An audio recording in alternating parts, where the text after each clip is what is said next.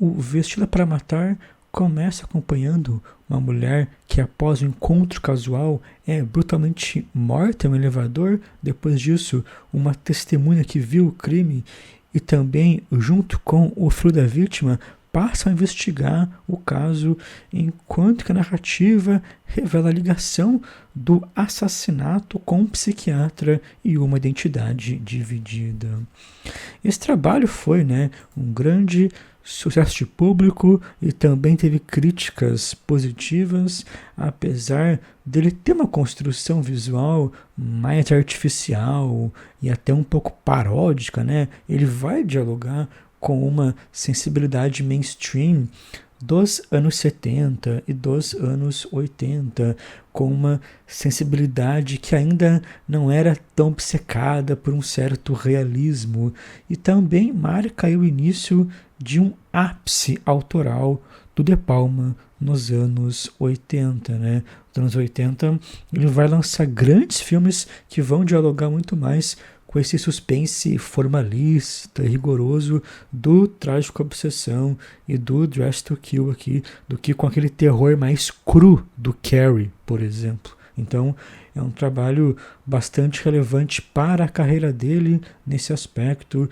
É um trabalho em que ele desenvolve ainda mais um estilo que consolidou no Trágica Obsessão. O grande tema que parece ser a relação entre desejo e perigo, ou de algum modo os riscos do desejo.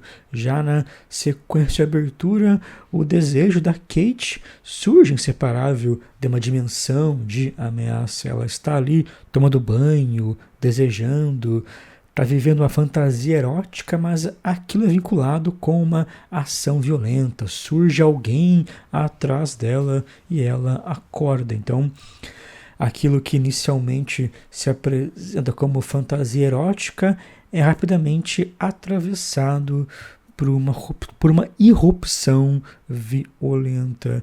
E esse é um gesto inaugural que vai definir todo o andamento desse filme, no aspecto de que desejar é quase sempre entrar em um campo de risco, e a partir disso o percurso da própria Kate pode ser visto como uma deriva em que o desejo a conduz por zonas de instabilidade. Ela está insatisfeita com o casamento, ela tem uma pulsão de desejo, e isso coloca ela em movimento, no aspecto de que no museu ela se coloca ali, em exposição, em movimento. No museu, ela conhece esse homem misterioso, vai para a cama com ele, mas depois descobre, sem querer, que ele pode ter uma doença venérea. Então, novamente, o perigo é atrelado ao desejo, e o ápice disso acontece quando, após esse encontro sexual casual, a Kate é literalmente morta por uma figura misteriosa, e essa morte dela não funciona totalmente como uma punição moral pelo seu comportamento, ou não só como uma punição moral, mas como a manifestação dessa lógica até um pouco arbitrária que o longa estabelece desde o início, de que desejar é necessariamente se colocar em perigo, se colocar em risco. Essa lógica se prolonga também na trajetória da Liz, na personagem da Nancy Allen, que testemunha, a morte da Kate. Ela é uma prostituta, então ela ocupa uma posição mais consciente, talvez mais controlada dentro disso, mas o longa mostra que esse controle dela também é relativo, porque ao entrar nessa mesma rede, ao ser, digamos, contaminada por essa lógica, quando testemunha a morte da Kate, ela também se torna suscetível ao perigo. E a figura do Dr. Elliot evidencia de maneira ainda mais radical a relação entre desejo e violência, porque no caso dele, o perigo não é apenas uma consciência externa, mas é algo que emerge da própria estrutura psíquica do personagem. Ele tem uma identidade feminina assassina e a cisão entre identidade e desejo atinge um ponto em que a violência se torna inevitável como um desdobramento interno dessa tensão entre as suas identidades. Em um certo sentido, é até um pouco inevitável, né, perceber uma lógica moralista nisso, uma lógica meio punitivista até, que também remete um pouco ao Hitchcock. O Hitchcock nos seus filmes tinha, né, esse hábito de punir personagens que desejavam demais ou que não controlavam o seu desejo, em especial as mulheres, e talvez o De Palma de fato tenha um pouco disso, é inegável, inclusive é um dos seus trabalhos que gerou mais polêmicas, né, pelo tratamento que dá a questões de gênero e também a questões, quer dizer, pelo tratamento que dá a questões do desejo e também a questões de identidade de gênero, mas, para além disso, me parece que ele formula isso, que ele estabelece essa relação entre desejo e perigo simplesmente para explorar também as potências estéticas disso, para explorar o suspense, para explorar a tensão que isso vai gerar. Essa é uma lógica muito elementar do terror, do cinema de gênero, do slasher, principalmente. Me parece que ele está interessado nisso mais como uma experiência estética tensa e vibrante do que a partir de um possível moralismo, ainda que a leitura moralista, né, possa ser meio inevitável aqui. E outra questão bem relevante do filme em relação a esse tema do desejo é que o desejo nunca aparece como uma dimensão estável do indivíduo, nunca aparece como uma dimensão estável da subjetividade, mas com uma força que desorganiza identidades e coloca os indivíduos sob constante tensão. Antes mesmo da revelação de que o Dr. Elliot é a Bob, né, é a assassina, o filme constrói também um campo temático em que desejo, identidade e pressão social estão profundamente entrelaçados e operando como motores da narrativa e da forma. A própria Kate é um bom exemplo. O desejo dela não encontra vias legítimas de expressão, né, dentro das normas sociais que a cercam, especialmente, né, normas ligadas ao casamento, à idade dela, ou até ao papel feminino. E nesse ponto, o encontro sexual com o desconhecido pode ser visto como uma forma dela assumir outra identidade, né, ao fazer isso. Então, nós temos essa ideia de que o desejo, quando não pode ser integrado a uma identidade socialmente reconhecida, retorna como forma de crise. Existe uma pressão constante exercida pelas normas de gênero, de comportamento, de sexualidade, que impede a estabilização da subjetividade que deseja. E o resultado não é, né, a supressão do desejo, mas é a sua distorção. Ele se manifesta de maneira fragmentada ou violenta. A Kate, entre aspas, deixa de ser ela mesma, ela se fragmenta, ela tem esse encontro com o desejo e com o perigo. E nesse contexto, a figura do Elliot vai ter uma centralidade bem específica em termos narrativos, ele vai organizar todo o mistério e em termos simbólicos ele radicaliza essa lógica já presente, porque a divisão ali, né, entre Elliot e Bob representa a exteriorização extrema desse conflito estrutural entre desejo e identidade. A Bob emerge com a personificação de um desejo que não pode ser assimilado, né, pelas normas sociais, pela identidade consciente do Elliot. Ele se sente atraído pela Kate, então ele, como Bob, mata a Kate e se livra desse desejo. Se a Kate experimenta a cisão entre desejo e papel social, o Elliot encarna essa cisão, né, em um nível radical. A sua identidade não consegue mais conter o desejo que se autonomiza como uma outra personalidade. A violência associada, né, a Bob é uma espécie de repressão levada ao limite. Então, o longa se organiza em torno dessa ideia central de que o desejo, quando submetido a pressões normativas rígidas, não desaparece, mas retorna de forma desestabilizadora ao fragmentar o indivíduo. Em relação à estrutura do filme, dá para dizer que ele se organiza a partir de um princípio de instabilidade narrativa que vai afetar diretamente a posição do espectador. É uma estrutura que não apenas conta uma história, mas reorganiza o modo como essa história é percebida. Um primeiro aspecto bem decisivo disso é a morte no começo já da personagem da Kate, uma personagem que até então se apresentava como protagonista, o que remete novamente ao Psicose, mas aqui funciona de modo até mais extremo, porque a partir disso nós temos uma reorganização contínua do foco narrativo. Após a morte da Kate, o longa promove uma espécie de migração constante do olhar do espectador. Depois da Kate, a Liz vira o centro da narrativa, em seguida o foco se amplia para incluir o Peter, o filho da Kate, que também, né, investiga o crime e, de maneira mais difusa, inclui também o próprio Elliot.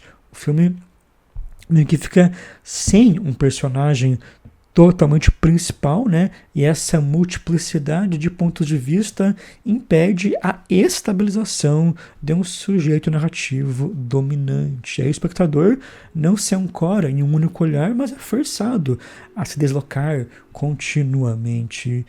E é uma estratégia estrutural que tem consequências diretas sobre a experiência perceptiva, porque ao fragmentar a focalização, o longa enfraquece a possibilidade de uma leitura linear e segura das situações. Então, cada nova experiência, cada nova perspectiva reconfigura o que foi visto anteriormente e gera novas incertezas. Não é bem um suspense que oculta informações, mas é ali uma instabilidade mais profunda ligada à própria natureza do ver, do que o espectador está vendo naquele momento. E nisso ele reforça essa ideia de que o olhar nunca é neutro e é também enganoso, né? O nosso olhar é enganoso, né? Devido a essas constantes mudanças narrativas. Quando nós vemos a Bob saindo do consultório do Elliot, nós achamos que ela é uma paciente, simplesmente. Quando nós vemos o Elliot conversando sobre a Bob com outro médico, nós também achamos que a Bob, né, é outra pessoa. Então, essa migração, do ponto de vista, funciona como um mecanismo que expõe o espectador a essa instabilidade da percepção. Em termos estéticos, o longa vai lidar muito com uma ideia que eu comentei nas aulas iniciais aqui do módulo, uma ideia que o Jean Duch traz do De Palma produzir imagens muito limpas, imagens quase publicitárias, imagens bem iluminadas, com uma luz meio chapada, com tudo em foco, mas, ao mesmo tempo, quanto mais essa imagem se apresenta como limpa e controlada, mais ela contém em si a iminência de uma ruptura, de uma explosão que revela a sua instabilidade. Então, o longa está sempre trabalhando numa lógica de apresentar imagens de sedução que nos, de algum modo, fascinam, mas que no fundo representam uma ameaça. A própria figura da Bob é uma síntese disso, né? É uma loira que veste preto, mas com uma navalha, representa, né, esse perigo. A própria Nancy Allen também é uma mulher bonita, mas que parece que para onde ela vai o perigo segue ela. Ela testemunha a morte da Kate e passa a ser perseguida pela Bob, e naquela estação de metrô ela é ameaçada, quase atacada de maneira meio arbitrária até. E mesmo no começo, né, no sonho erótico da Kate, ela está no chuveiro, uma imagem fascinante, uma imagem publicitária, né? Parece ali uma propaganda de sabonete, mas logo existe um perigo, né, que rompe atrás dela. E outra questão estética bem interessante, agora mais ligado à decupagem e ao trabalho com a câmera, é que a câmera parece que está sempre orbitando ao redor dos personagens, como se fosse alguém os olhando. Naquela sequência do museu, isso fica bem claro, né? A câmera passeia junto com a Kate, como se fosse alguém junto com ela a observando. É uma câmera que, mesmo a partir de planos fixos, filma ela de vários ângulos possíveis naquela cena, filma ela de longe, de perto, de perfil, faz closes dos seus pés, do seu rosto, das suas mãos. E em outras cenas, quando a câmera mostra personagens, ela está geralmente se movimentando, está radiografando o ambiente, está rondando de alguma forma tudo, como se vigiasse ali os personagens. Então, é uma decupagem que parece que quer simular essas possibilidades de olhar, que quer olhar as coisas a partir de vários ângulos, que quer radiografar os ambientes. E essa importância do olhar se desdobra também num certo uso recorrente de espelhos ou de outros elementos refletores, né? São elementos que duplicam a visão e tornam o espaço mais complexo, mais ambíguo e até mais ameaçador. Aquela cena final com a Nancy Allen, em que ela tem, né, um pesadelo com a Bob, exemplifica isso bem. Toda a tensão é construída a partir de uma multiplicidade de olhar que os espelhos do banheiro geram. Outra questão que vai dialogar com isso é que, em algumas cenas, o De Palma trabalha com uma espécie de visibilidade estratificada, como, por exemplo, naquela cena na delegacia, em que diferentes personagens ocupam espaços separados por divisórias de vidro. Eles podem ali se observar mutuamente, mas sem necessariamente interagir diretamente, e o quadro se organiza em múltiplos planos simultâneos de ação, o que cria uma espécie de rede de olhares cruzados. A Pauline Kael vai comentar essa cena no seu texto sobre o filme. Ela diz que é uma cena em que a percepção do espectador é constantemente solicitada a escolher onde fixar a sua atenção, mas o olhar acaba sendo fragmentado. E esse princípio da estratificação se intensifica ainda mais no uso da tela dividida. Tem um momento em que o De Palma vai dividir a tela ali entre o Elliot e a Liz e insere vários estímulos, né? Mostra a TV ligada, mostra espelhos, ela está ao telefone, ele vê TV. É uma estratificação intensa da imagem que também vai dialogar com essa ideia de vários olhares que se confundem. Nesse ponto, o longa explicita a impossibilidade, né, de um ponto de vista unificado. Até naquela sequência no metrô, ele vai lidar com essas ideias, porque ali a visibilidade também se torna incerta e também é marcada por aparições e desaparecimentos e por ameaças que emergem de várias direções. Então, é uma estética que vai lidar tanto com essa ideia do desejo ligado ao perigo, de uma imagem limpa e sensual que está ligada diretamente a algo ameaçador, como também com essa ideia de uma decupagem que simula tais olhares, né, ao redor dos personagens e das situações, né? A câmera parece sempre se mover ao redor deles, e também essa estratificação revela uma ideia de múltiplos olhares que os observam.